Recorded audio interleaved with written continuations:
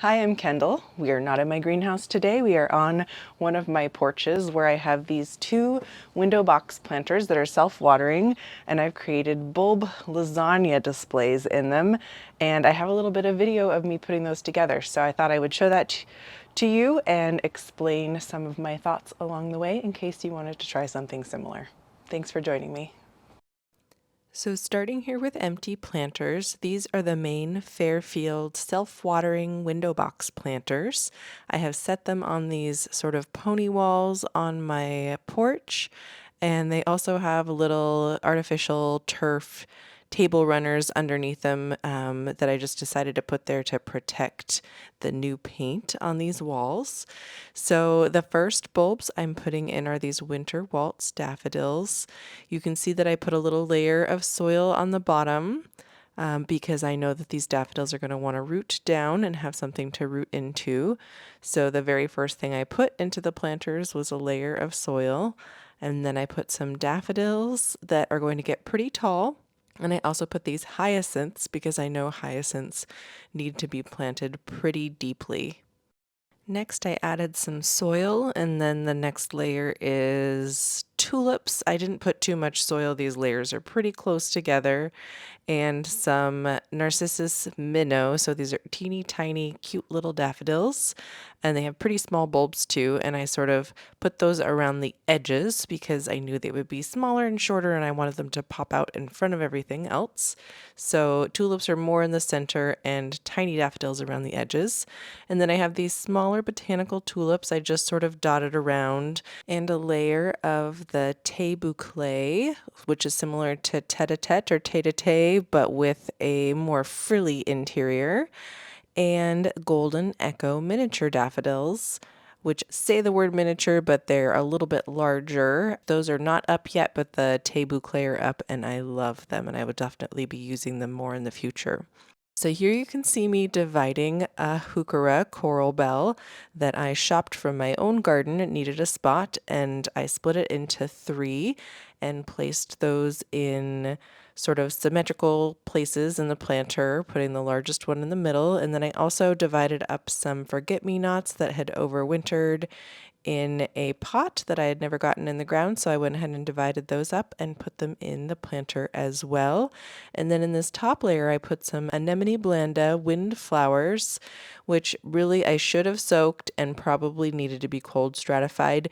Those are not up yet, and I'm not sure if they will come up, but I'll have to keep you posted and let you know. So that's the end of the 5-foot long window box planter in the front, and now we're going to plant up the 4-foot long one on the side, and I'm starting with these red Devon daffodils.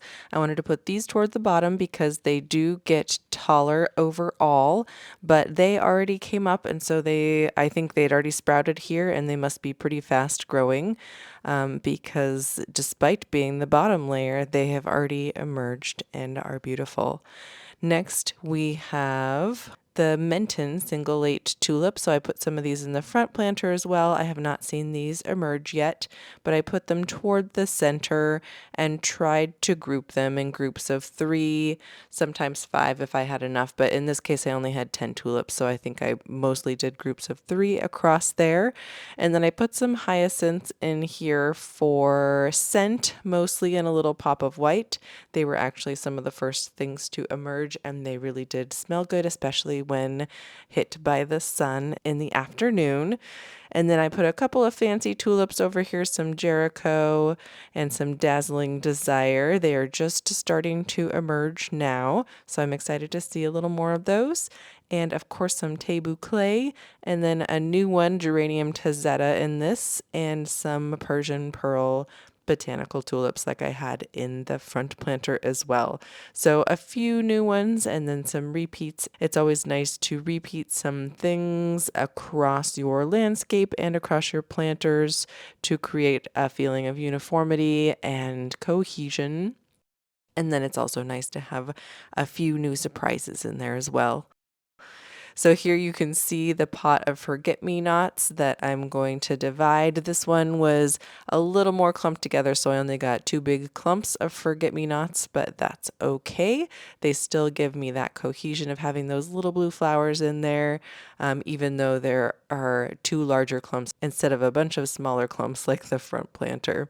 Also, I realized I forgot to mention that I was using Osmocote in the layers along the way. This is in case I want to reuse any of these bulbs. They will need some nutrition in the soil to recharge, and the soil that I was using in these planters has a little bit of fertility in it, but it's always nice to use a little bit of slow release fertilizer as well. And then you can finally see the final product here. So this hasn't been watered in yet, so it's still a little disheveled on the top. And then here's another darker colored Heuchera that I found in my yard that needed a spot, so I snuck it in there. At this point, most of these Heucheras are engulfed in bulbs and you can't see them much anymore, but that's okay. I will repurpose them at a later date. I do want to mention really quick before I forget that most of these bulbs I purchased on sale at the very end of the season around Christmas time, and I put them in my refrigerator so that they would get a cold period, and then I brought them out in March to plant in these planters. So most of them got enough of a cold period except for those Anemone Blanda that I put on the top. They lived in the greenhouse over the winter, and I think they probably didn't get enough cold stratification, but the rest of them spent enough time in the refrigerator and were beginning to sprout by the time I got around to taking a look at them. So now I'm just walking you through a few update videos. This current one is 3 weeks, and then we're going to move on to a 4-week update here.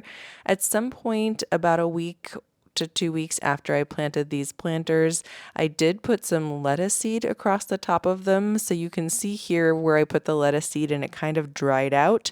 The bulbs are having a little bit of a hard time pushing their way through that soil. So I regretted putting that many lettuce seeds in a little bit, but I do like seeing the cute little lettuce plants peek out of the top of the planter. So I think I would do it again, but just put a few fewer lettuce seeds on the top so they wouldn't create so much of a root mass that the bulbs then had to push through. Here you can see some hyacinths pushing through. I'm not the biggest fan of the way hyacinths look, but I do really like how they look when they're pushing out through the soil, and I love how they smell. So I kind of put up with their messy, frilly appearance because of that reason. This is the 4-week update. You can see the forget-me-nots are starting to bloom, and then here we are at almost 5 weeks. So I do have to keep my eye on the left side of this 4-foot planter because it dries out underneath the eaves of my porch. Other than that, I water them pretty evenly, maybe just once a week, depending on how much rain we're getting. They do hold water and they don't drain, so I check with my finger, and I'm careful not to overwater the planters. Here we are at 5 weeks after planting with a front view of the porch. You can still see the Heuchera on that front planter pretty well. The one on the side is pretty much obscured at this point. But I liked that pop of color for about 5 or 6 weeks where I could see the Heuchera from the street. And here we are today at 6 weeks after planting, and the planters look gorgeous and full, and I'm getting lots of compliments from neighbors and delivery drivers. Let me know in the comments if you have any questions, if I missed any parts of my process that you'd like to know a little bit more about. And I have 3 more planters that I made on my front porch that are a little bit behind these that I am hoping to share with you in another video. So here's a little sneak peek of what those are looking like right now. They're about, I think, a week and a half behind these. Also, these get more sun and those are in full shade, so it's going to be interesting to see the differences between the planters. In the meantime, if you'd like to watch some more of my videos, check those out here. And if you'd like to subscribe so you can be notified when I release my next video, click subscribe here. Thanks for joining me. Hope to see you again in the next video soon.